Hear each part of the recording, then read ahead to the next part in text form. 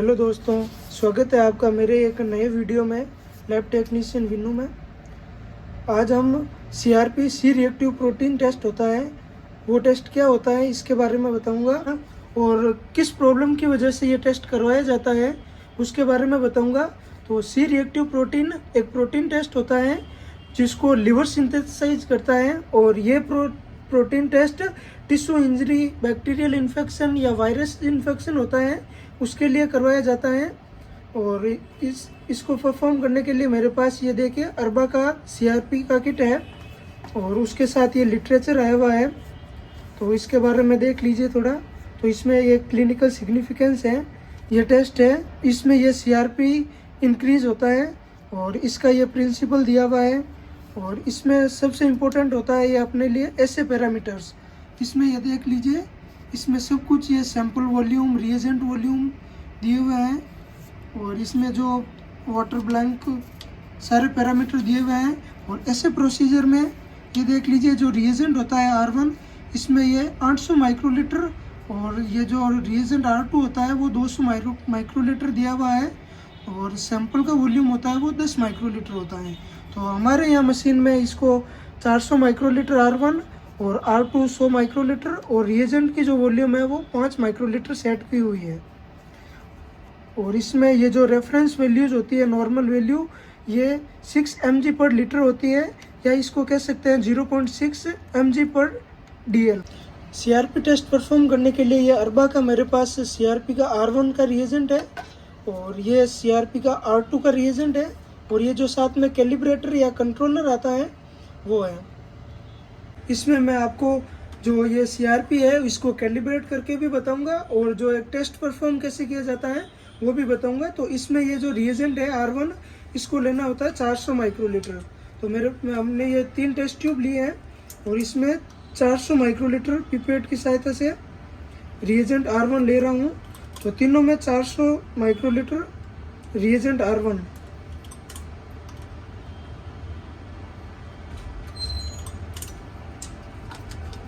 ये R2 है CRP का रिएजेंट, इसको लेना होता है 100 माइक्रोलीटर। तो तीनों टेस्ट ट्यूब में 100 माइक्रोलीटर R2 ऐड करता हूँ।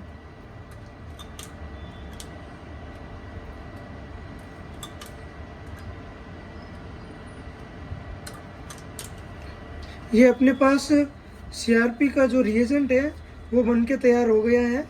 और इसके बाद मेरे पास ये अरबा कैम 5X की मशीन है, इसमें ये देखिए टेस्ट पैरामीटर में जाते ही सीआरपी आ रहा है लिखा हुआ। तो सीआरपी में जाते ही ये देखिए एस्पिरेट वाटर कह रहे हैं, तो इसमें ये डिस्टिल वाटर एस्पिरेट कर रहा हूँ। तो सिग्नल देने के बाद डिस्टिल वाटर को हटा लेना।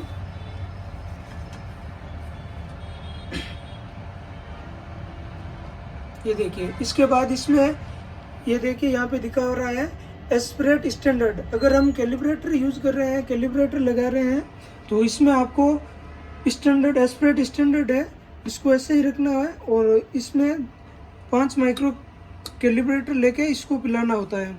और अगर हम सीधे डायरेक्ट सैंपल लगा रहे हैं तो इसको यहाँ से 9 करके सीधे पेशेंट का जो सैंपल होता है उसमें से 5 माइक्रोलीटर सैंपल लेके इसमें डाल के इसको पिलाना होता है।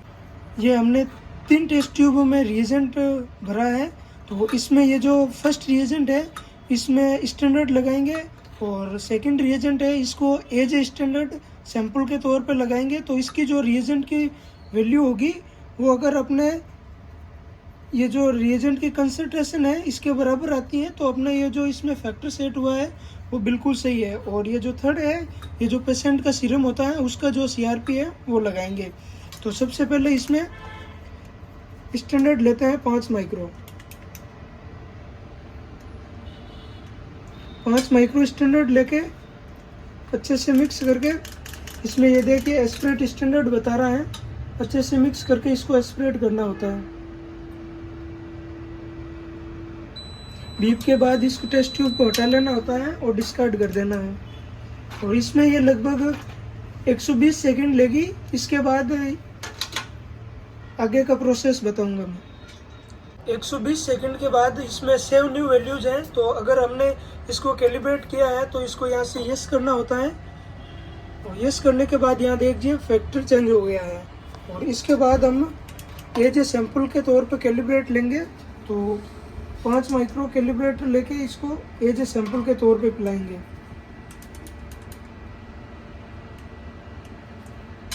पाँच माइक्रो कैलिब्रेटर और रिएजेंट में अच्छे से मिक्स करके एज ए सैंपल के तौर पे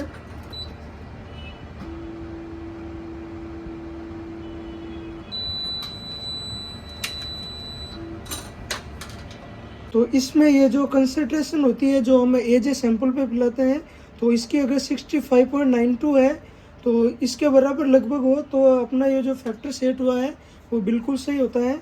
अब हम ये जो पेशेंट का जो सीरम होता है उसका सीआरपी टेस्ट परफॉर्म करेंगे।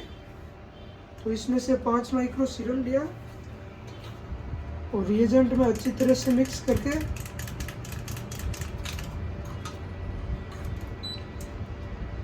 ये पिला दिया है। तो अब 120 सेकंड के बाद ये जो पेशेंट का जो सीआरपी है उसको रिजल्ट दे देगा। यहाँ पे 120 सेकंड के बाद अपने पास ये देखिए सीआरपी की जो रिजल्ट वैल्यू है वो आ गई है, जिसमें 3.97 mg पर लीटर दे रखी है। और अगर आपको ग्राफ चेक करना होता है तो एंटर दबाते ही ये देखिए जो टेस्ट परफॉर्म किया है उसका ग्राफ आ जाएगा। और अगर इसी mg पर लीटर को आप mg पर dl में कन्वर्ट करना चाहते हैं तो इसका ये देखिए फॉर्मूला दिया हुआ है, mg पर लीटर इक्वल mg पर dl × 10।